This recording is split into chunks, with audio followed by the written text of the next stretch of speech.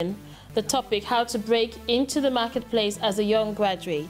And before we went on a break, we were talking about alternative ways as a graduate, how you can get a job. Now, in 2012, the student fees were raised from 3,000 to 9,000. Did you feel that when it happened? Did that affect you? I luckily missed it. You missed it? Yeah. Did you miss it? No? Going before. You didn't? Because that might be one of the reasons why there's a pressure that people want to get a good job, because they're leaving university now with a huge amount of debt. Do you share that, Michael, in terms of leaving the university with a huge amount of debts? To be honest, when you go into university, you know, the first things I was thinking about was the fact that I am, you know, away from home. I'm going to be able to party, drink, you know, come back home at any time I want and stuff like that, and hopefully get girls, yeah. Yeah, joking. But yeah, I mean, like, those are the first things on my mind. I wasn't really thinking about the school, like the fees or anything, or tuition fees. Luckily for me, actually, I went to uni in Scotland, so that they charge, like, tuition fee was like 1,820. Very low, yeah. Okay. Yeah, compared to English unis, which was... so, I mean, it wasn't, you know, it didn't really detract me.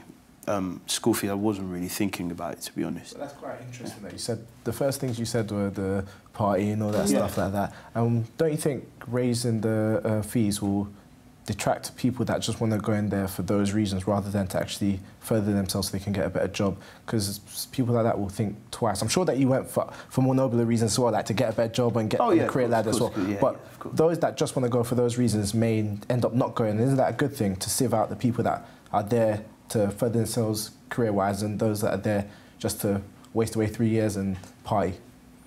Yeah, I mean, yeah, to some extent it is good, but what you've got to realise is with that, you know, thousands of people who were potentially, you know, the next Bill Gates or so, whatever, you know, will not apply because they know about the costs involved. Yeah. And, you know, these are people who are academically sound, and, you know, because of the way the system is, you really, you know, it's harder and harder to make, you know, to make a name for yourself if you haven't got the academics behind you. Yeah. And so, you know, I definitely agree that, you know, I definitely agree that, you know, it is sieving out some of the people that just go there for the wrong reasons, but there are some people you're missing out on. And but it's interesting that you used Bill Gates example, because he didn't finish university. So we've also all been kind of taught that you go to school, then you go to university, then you get a job, and then you make your money, then you buy a house, and then blah, blah, blah. But the unconventional path are often the path walked by the greatest people. There's lots of pictures behind us of great people. I'm sure most of them didn't go to university. I think we need to get out of this mentality that university is the be-all, end-all for people that are going to be our future leaders. Because a lot of the times, look at the examples you gave of tutoring and stuff like that. I'm sure people that don't go to university, that have that spark in them, will find other ways. But we're just used to going down the conventional path because it's easy. We know where it's going to take us. Yeah, but still talking about the fees, because the BBC actually reported that because of the increase in school, you know, tuition fees, 15,000 students were actually missing from university, so which meant the number of intakes actually went down. So people didn't take up, you know, they didn't bother going. They had to think that, do I really want to invest that amount of money? But yet there is still a shortage in graduate jobs. David, what's your take on that? I think that, I mean, there's been some interesting points raised. The way that I look at it is that I think the influences on, you know, young students and teenagers and undergraduates in today's world are quite different to 10 years ago. And for example, if you look at the technology sector now, the barrier to entry to get into technology and make it financially viable have pretty much come down to ground zero. Yeah. Earlier on this year, there was a 17-year-old who sold an app based on an algorithm that he wrote at home in his bedroom, and he sold it to Yahoo for something like 17 million, a guy that went to Wimbledon College. So I think that there's more of an entrepreneurial mindset out there with the younger generations, and they're thinking, well, like, and he said, do I really need to go to university and invest and, you know, burden myself with tens of thousands of pounds of debt, or do I just want to get out there now and actually make some money and get some experience in the real world? And I think that people are slowly starting to realise that they can go down an alternate route. But honestly, I mean, you're a recruiter, you're a headhunter. What, you know, who are you going to go for? You know, the guy that's got a degree, right, whether it be a 2-1, a 2-2, or a first or whatever, right, or the guy who's just aspiring who's an aspiring entrepreneur that wants to get into your firm? I mean, like...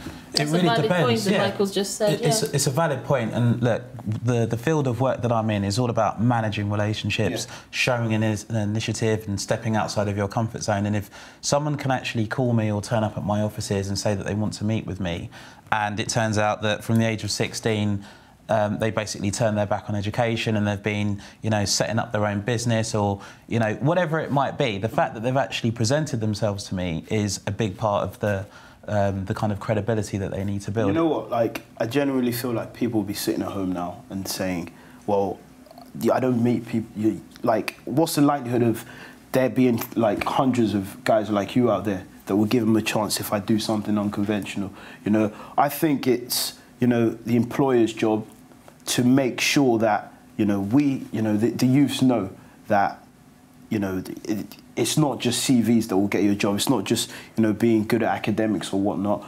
You know, do something different. I think that you guys need to play a part in encouraging, you know, graduates that, you know, try something different, you know. You know, CVs might not be the best way to do it. So, Michael, are you putting the responsibility on the employer to... No, in terms of graduates getting a job, or is there, I mean, is there a responsibility for the graduates? Yeah, I just know how I'd be feeling if I was sitting down in my house and watching David speak, really. If I had no job, I just wouldn't believe that, you know, I could knock on your door, because where can I find guys like you? Well, the employers aren't, it's not, I don't think it's their responsibility, because they're in the business of making money at the end of the day. That's the... Corporations are there to make money. So if they see that you've already, if you came into a trading, a financial institute and said, oh, I've been trading for 5 years, I've made this amount of money on my own, they're going to be like, you're tried and tested, you've done it. As opposed to someone that, if you have a degree, that's great as well, because that's the conventional path, as I've said. But if someone's done it without the formal, going down the formal routes, then it's great. At the end of the day, they just want to. All they want is some proof. CV, whether it's a CV or actually doing whatever you're trying to apply for a job for. It could be a CV or it could be going out there and getting stuck in. As long as they can see you've done it, then you probably get the job. I think what Michael's saying is that there's no awareness, that it's not just about... I think the awareness out there is get a good degree, get a good grade, and then there's a graduate trainee scheme that you can go for. But there are other unconventional ways, but they're not very obvious. And there are no apparent recruitment consultants available to guide one into how to get into the job. But don't you think there's also a responsibility on the graduate to go out there and find different ways to secure a job? Yeah, you have to take ownership and be accountable for your own destiny, of course. Right. But to go hand in hand with that, the platform needs to be there as well. And I partially agree with Michael's comment about there being a lack of awareness. Whether that responsibility falls on employers, I don't necessarily agree with that. I think that kind of comes with the education system, because we teach core subjects, English, maths, science, but do we teach economics? No, we don't really. Do we teach people of the different routes to actually go out there and progress your career? No, you don't. And I guess why would the education system, teach pupils to go down a different route other than higher education? It kind of defeats the purpose. So there is a gap in the market where advice needs to be given to these guys so that they're actually fully aware and briefed on the options that they've got to them. Is there, from your experience, David, because you deal with graduates, is there any place you can direct them where they can actually get this information they can read up about, or meet with someone, or any network that you know that might be of usefulness to them? Sure. I mean, a lot of the big recruitment companies run very large-scale graduate programs on behalf of their clients. And, just to name a few, Michael Page, Robert Half, Goodman Masson, my employer, every year they'll invite guest speakers in from, FTSE 100 corporations to talk quite openly about the different routes and paths of progression for graduates and people who want to develop their careers. If you look at the professional services, so the Big Four in accounting, the Magic Circle law firms, they have equivalents as well. Go out there and do your research and you'll find a lot of information. Absolutely. Thank you for that, David. Anyway, having said all that, what are the benefits of getting a graduate job? Any? Well, you're in one, so tell us. Yeah.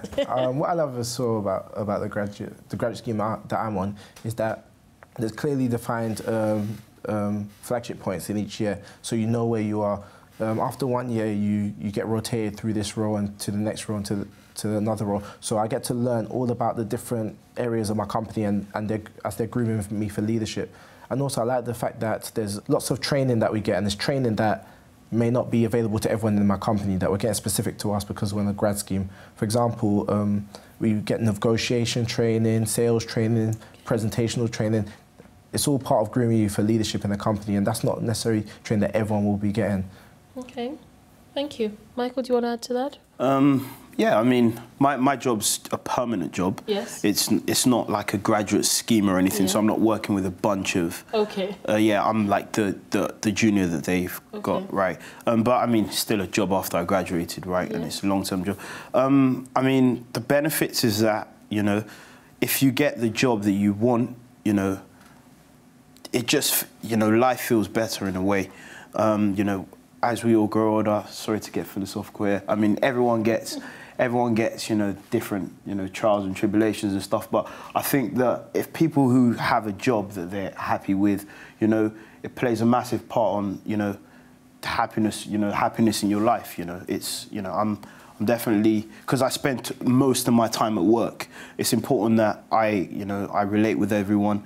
I'm happy with the people I work with, and, you know, it pays well, and, you know, the people I work with are sort of like me. You know, the sort of small talk I have, the sort of just random conversations we have, and just games we play. Like, for example, we've got like a little golf course in our office. You really like golf course, yeah. So you just interact with your people at work. Yeah. You just like that feel. Yeah, I just see it as gives you opportunities. Yeah, I just see it as work and banter. Really, you know, you work hard. When the markets move fast, you know, everybody has to switch on, and, you know, has to be on their game. No excuse for mistakes then. But, you know, that, you know... So is there a structure with your job? I mean, in terms of, because you said you're a junior trader now. So even though it's not a graduate trainee, like Annie said, which has different milestones that you're going to achieve, and you know where you're going to be maybe in 3 years, do you have a similar program going on? Well, it's more sort of roll the punches and see how I develop, how quickly I could be, you know, trading properly within, you know, a year. It could take me 2 years. But I mean, you know, just like Annie, they've invested in me to be their, you know, their future guy. You know, they don't, you know, they will always come to realization that, you know, they don't want to become extinct. Like, you know, that you need young talent, you need young, hungry people to come and, you know, hopefully be the next, you know, next generation of a new thing. So that's what I'm planning to be there. Okay, so David, you know, to me, from what Annie said, a graduate trainee scheme is more structured, and to a certain extent, you know that within X amount of years you could be in management. And Michael, in a way, it sounds like he has to prove himself. So it's not guaranteed? I wouldn't say it's not guaranteed. Is it guaranteed? No, there's structure also? There's no structure in terms of what you learn. For example, it's not... I'm not being micromanaged. No one's telling me to read this book. But they'll recommend a book for you, and, you know, you read it and you get your knowledge from it, and they'll see how you are. They'll give you some... For example, small number of contracts to trade with, see how you mock trade and things like that. There is a sort of, you know, relaxed structure. I know where I will be if I perform to a certain level. So yeah, it's not. Okay, so my question to David basically was, if there's a graduate out there that's tried so many times to pursue the graduate trainee route and they're not really successful, so they're now considering the unconventional route, what assurance is there for them to know that there's some form of progression? Because that's not really structured. You know, they might be the junior in the office, and if they don't continually apply for jobs or things like that, they might be stuck in that place. And so what sort of advice would you give them in terms of... Sure. I mean, don't be disheartened if you haven't ended up in one of the golden graduate schemes, you know, with the enviable corporations, you know, because you can just do an entry-level job that requires a degree. How do you then progress? You progress because, let's face it, again, look at the economic scenario we're in. We're trying to grow. Organisations to grow need their staff to be able to improve and progress and work up the chain, and that will create a demand at the entry level. So actually there will be opportunities for people to progress if they join a commercial organisation or public sector or whatever it might be, because everybody wants to hold on to their best staff now. Another thing I want us to touch quickly before we wrap up is about considering working outside the UK, like overseas. Is that something that you would encourage a young graduate out